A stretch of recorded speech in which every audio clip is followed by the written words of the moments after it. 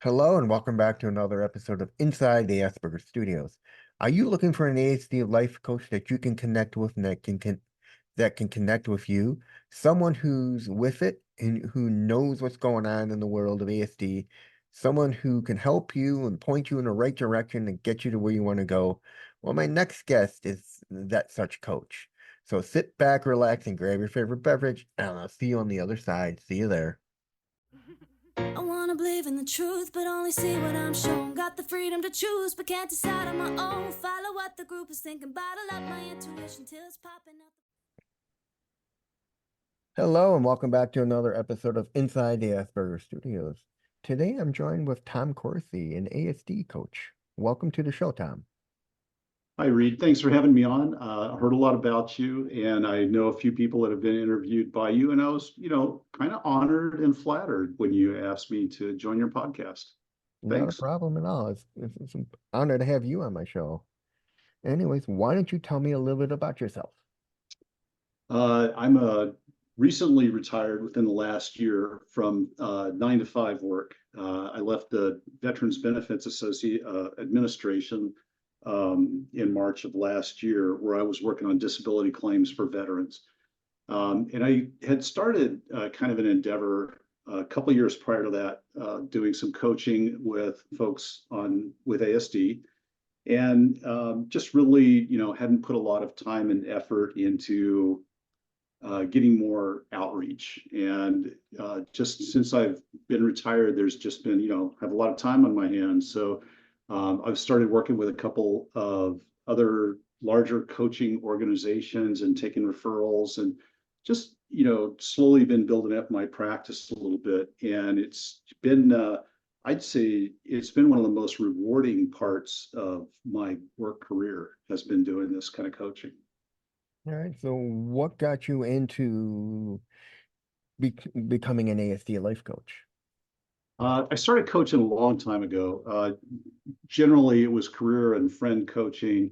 And so I've just kind of naturally been that kind of a person, that kind of person at work, or that kind of supervisor who would coach folks on how to improve their career, how to self-develop, how to enjoy their life more.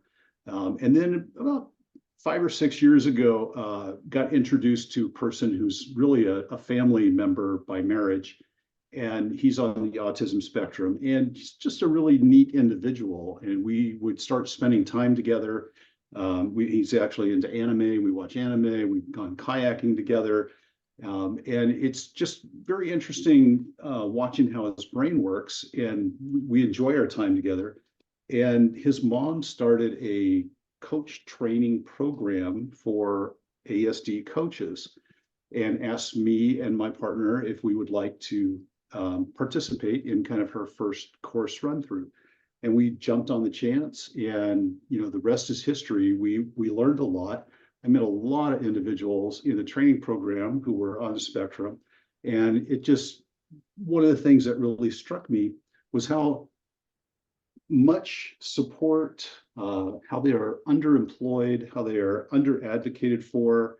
And there's just this huge need to assist folks on the ASD spectrum. And it's just, it's like I said, it's just been a very enjoyable venture. All right. What do you see are some of the biggest struggles your clients face? I would say most of my clients are seeking help in the workplace, interpreting those unwritten rules of the workplace, understanding, what's happening when something's not making sense. There seems to be, I think, when folks on the spectrum get to a workplace, they're carrying many years of baggage and trauma that have been brought on by their childhood, maybe their family, or even their school. And when they get into the workplace, they're very much feeling like there's a spotlight on them, and there might be a little bit of hypersensitivity there. And so what we try to do, or what I try to do, is try to filter out, get to the evidence. What are the facts that are going on in your workplace, and how do we address those? What's the right perspective to have on those things? And sometimes it's, okay, we need to take some corrective action.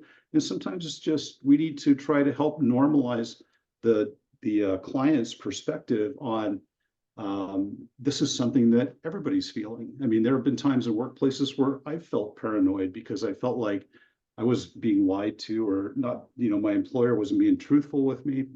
There are a lot of situations that just naturally kind of build that suspicion. And so the big work has been, how do we get them to interpret that correctly, and helping them change their paradigm on how they feel about themselves in the workplace, that they are as valuable a contributor as anyone else in the workplace, and they shouldn't. I feel like, kind of like what we do, or what folks on the spectrum do, is when they get into a workplace, they already feel a little less than a lot of the people around them. And really, that's not necessarily the case. And so what we try to do is get to the bottom of that. All right. Would you say that a certain percentage of your clients have both ASD and ADHD? It's almost every one of them. It's super common overlap. All right. Now, what is your feeling on the term neurodivergent? What does it mean to you? Neurodivergent it gets good press and bad press, but it's just people that think differently. And I think and we talked a little bit about this. I think we have to be careful not to let terms create divisiveness. And while we may use neurodivergent or ASD or ADHD to help describe someone or what their affect is, we need to be careful not to try to lump everybody into that category.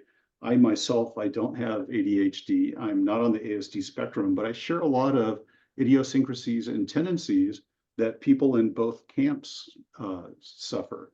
And it's, it would be wrong of me to try to group a group of people together and say, well, you're all like this. That's a very divisive way of thinking. What I like to do is look at how similar we are between folks that are termed neurodivergent or ADHD or on the ASD spectrum. We have a lot of similarities. There are more things that bring us together than there are that separate us. And I think that's what I try to focus on, is how more we're alike than how we are different. All right. Now, how would you feel about, instead of the word neurodivergent, neurodistinct? Again, it's another term, and I try just not to get too wrapped up in terms. If it's, I think each individual is neurodistinct in that we have our own individual imprint of how we function in life and how we respond to stimulus. So you could say everyone is neurodistinct in some way.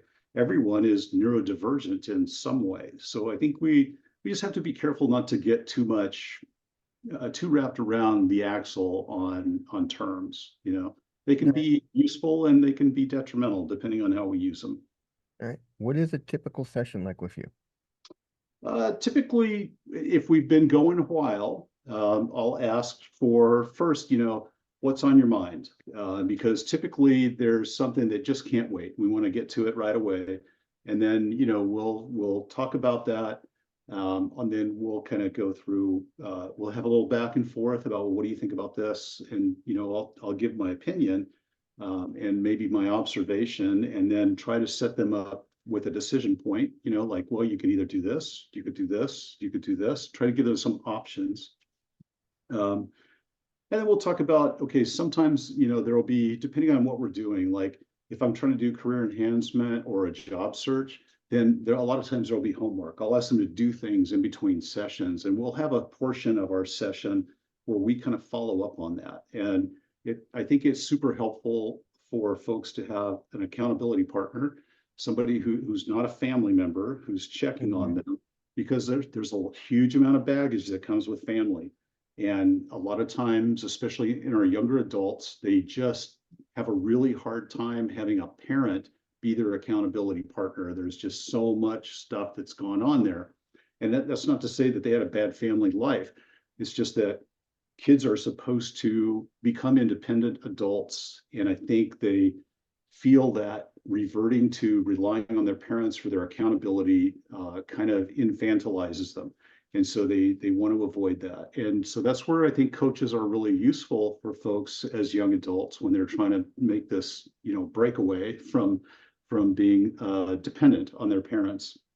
So we'll talk about, what are the things that you worked on this past week? What were the results? How did you feel about that? How do we go into the next set of maybe homework or action items, and how do we address things that maybe challenged you? What are some coping strategies that we could work on, or what are some different approaches we could take so that you could have a different result? And it's really, the session is usually driven by the needs of the client, the desires of the client, where they want to go. And this can change like week to week. It can be very different. We can go from this week it's career, next week it's, my soul partner, my significant other. And it's really just, it's working through whatever's going on in their life at the time that seems to be the most urgent or most important. Now, do you have clients who you would say it would be stubborn to get them to get up and do something? Yes, yeah, certainly. And I think what we have to do, what I try to do early on in a client relationship, is establish their level of intrinsic motivation. Okay.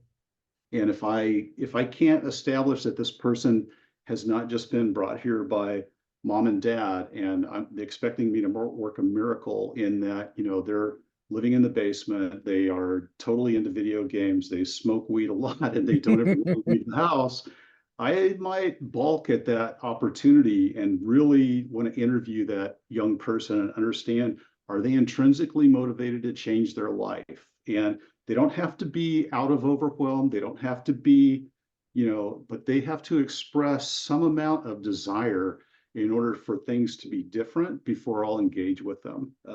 Otherwise, it can be, I can drag them to water, but I can't make them drink. And they have to have that will to want to put out some effort, some level of effort to change their life. And if it's not there, I'm certainly not going to create it in them. It's something they've got to develop for themselves. All right. Let's talk a little bit about accountability. You've mentioned that before. How do you get them to hold themselves accountable? It's kind of we might first start by me holding them accountable, and we establish a routine. And once the routine gets going, transferring that accountability to them is an objective. And they may not realize that, but that's what we're doing. It's basically show me you can do it, and then I'm going to let you do it and let you manage it. And my touch points with them become fewer and fewer and less insistent. And I look for them to basically be bringing that information more. And then ultimately they're happy with what they're doing. That's an ideal outcome.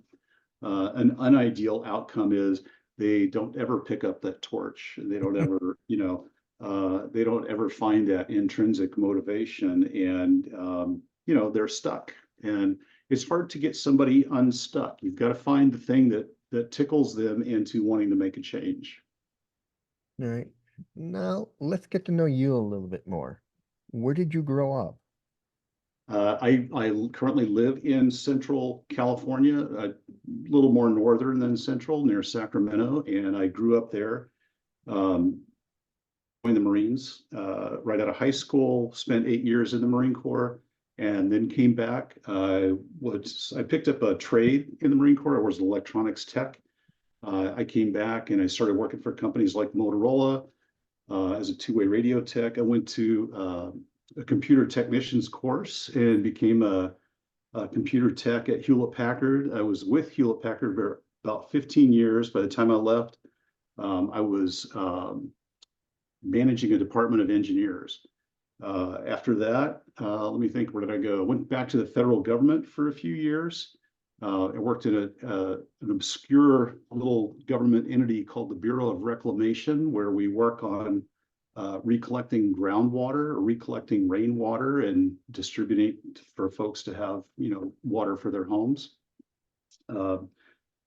I spent a couple of years at UC Davis, which is a University of California here, with about 30 miles from Sacramento. I managed an education department there of electronics and computer science, and me think. I spent a couple of years there doing that. I worked basically, was a manager of a department and then became an HR director with their shared services center. After that, what happened? Let's see. My mom passed away, so I left that job and had to be closer to home. She had an estate I managed. It took me a year or two to close that out. She had a lot of properties that needed to be repaired. So I basically took the time off and kind of was just the jack of all trades, fixing up properties, getting them taken care of her estate. Started working again at Lowe's. I was an HR manager at Lowe's for about a year. And then I got on with the Department of Veterans Affairs as what we called a Veterans Service Representative, basically helping vets with their claims. And by the time I left, I was a rater. So when someone claims rater, so I would rate their disability claim. And it was, I spent a few years there. I picked up a lot of, what's the right word? Empathy for veterans. I'm a disabled vet myself, and I still coach vets on the side with their disability claims for free. I don't charge anything for that. I've got a few contacts out there who send me veterans contact info occasionally, and I'll work with vets to help them prosecute their disability claims with the VA.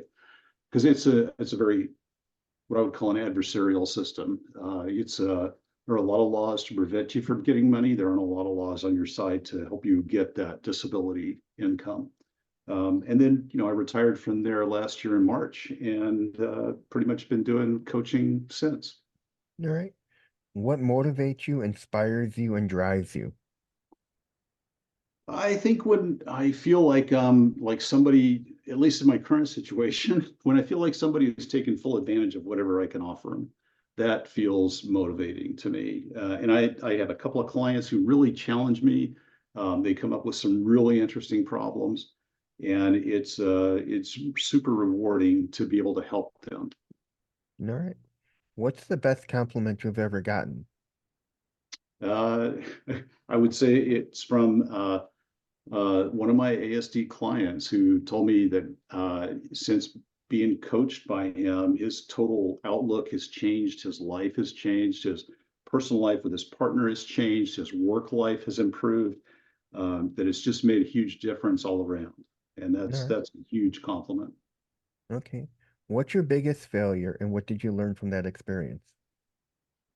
Wow, there have been so many. I'd say my biggest failure is, and I talked about a little bit about traits that overlap with folks on the spectrum. And one of those traits that I have is if I'm in a workplace too long, I start to get paranoid. I start to wonder what's going on. I want to be advancing faster. And I think that's probably one of my failure points, is that I've left some really good workplaces when I shouldn't have. And I should have stayed longer and rode out the perceived storm that I thought was going on when there really wasn't anything going on. And I probably would have stayed in more places for longer periods of time. All right. Tell me about 3 influential people in your life and how they impacted you. Wow. Well, I got to say the most influential person in my life right now, and my wife, that's a Freudian slip. Most influential person in my life right now is my wife, Jackie, who also coaches. We've been together. This is our 8th year, and it's just made this tremendous change in my life. She shows me kind of how I can be softer, more gentle, more empathetic. She is the balance to all of my type A driver traits, which I really appreciate. I think we work super well together, and she's just been she's been a godsend. The other most influential people in my life, my mom would have to be one. She just had this work ethic of just like she would, never quit, never give up, which I think I retained quite a bit of that from her. And a third, I would have to say, would have to just be my kids. They have influenced me to do so many things in my life related to them and not related to them, in their benefit. But having kids And, between Jackie and I, we have 9. So having kids has just been a huge source of enjoyment, motivation, pleasure. I mean, it's just been, amazing. All right. What makes you feel inspired or like your best self? When I'm doing work that is challenging, work that is, I don't know, and work that helps somebody, that makes me feel like my best self. If I can help someone, that's a huge, it's validation for me, to help someone else about life. So All right. Finish this sentence. I am at my best when. I'm at my best on a couple of cups of coffee, and I'm working with somebody who's engaged, because then the back and forth is so productive and so, I don't know, fulfilling. I mean, it's just like, there's a huge interest there, and we really work to see what's going on and how we can make it better. All right. If you can turn back time and talk to your old, if you can go back in time and talk to your 18-year-old self, what would you tell him about where you are now in life? It doesn't matter, how many paths you take and how many wrong turns you make. Eventually, you're going to find a very happy place. And when you find that happy place, guard it with your life. Okay. If you can have a billboard with anything on it, what would it be and why? Wow. Listen to your parents. All right. What do you think the world will look like in 5 years from now? Oh my gosh, that's such a scary question. I don't know. I try to be optimistic about where the world is going, but there is so much, kind of like how we talked earlier. It seems like divisiveness is winning out over inclusiveness, and my big fear is that we become even more divided than we are now. My hope would be that we figure out a way to get over this and around this divisiveness and get back to being a society, a human society of inclusiveness. I think that's where I'd like us to be. All right. What was your favorite subject in school? It really depends on the time. There was a time math was my favorite subject. Logic did a lot for me in explaining things. And then I think I also went to school later in life, and things that involve logic really struck a nerve with me, especially when we're talking about human logic, like sociology, psychology. Those fields interest me. But then also the things that like understanding how to modify a business process and see a positive result in it. So that kind of logic as well. Things that make sense of things. All right. Would you consider yourself an introvert, an extrovert, or an ambivert? I know over time in my life I have been different things, but currently I'm very well grounded in my introvertedness. All right. If you could be remembered for one thing, what would it be and why? Wow. That I help people. All right. Tell me about where you are now in life.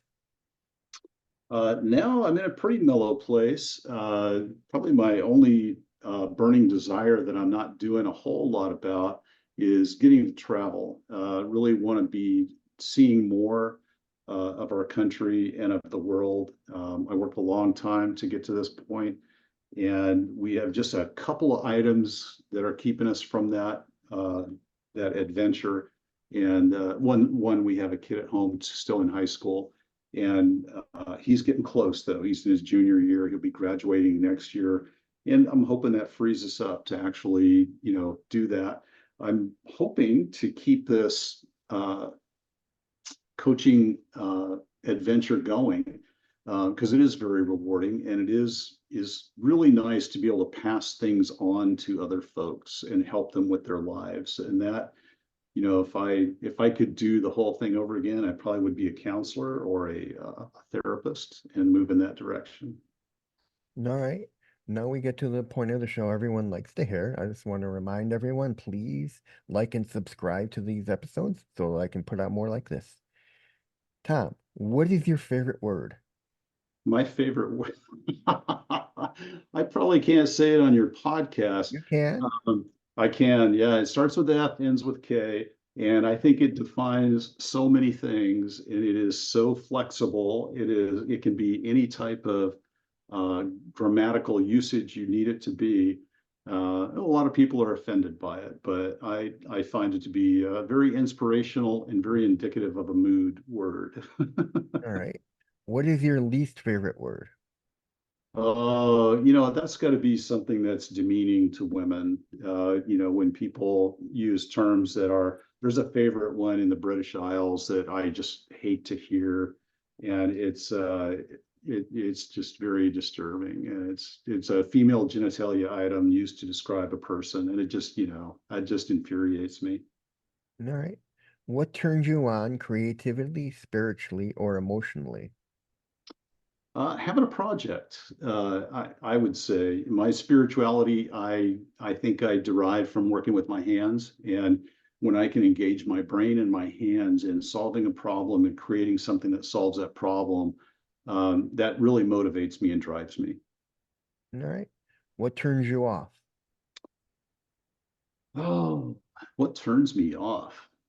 Uh, that's a great question. I would say I am challenged with folks who want to just accept where they are and don't want to do anything about enhancing or improving, where they're at. They're unhappy with where they're at, and they don't want to do anything about it. That's a turn off for me. All right. What is your favorite curse word? Yeah, we already talked about that. Okay. It's my favorite word of all. Yeah. All right. What sound or noise do you love? Hmm. I would say like when your grandchild calls your name or something like that. That's my favorite sound. All right. What sound or noise do you hate? Oh my God, leaf blowers. Mm, Leaf blowers and weed eaters and chainsaws drive me nuts. all right. What is your favorite color? That's something that's changed a lot too. And I would say, yeah, currently I don't know. I'd say green, I guess, like foliage, like forest and plants. All right. What's your least favorite color? I think white. It's because it's devoid of personality. All right. What profession other than your own would you like to attempt?